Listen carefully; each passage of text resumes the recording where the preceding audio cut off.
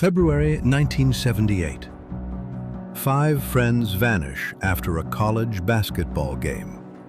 Search teams find their car 20 miles deep in California's frozen wilderness. Engine running, heater on full blast, doors open, half-eaten sandwiches on the seats. Outside, minus 20 degrees Fahrenheit blizzards. Why leave warmth for certain death? The answer was hidden in Gary Mathias's pocket, a folded U.S. Forest Service map with hand-drawn arrows forcing them northeast, away from safety.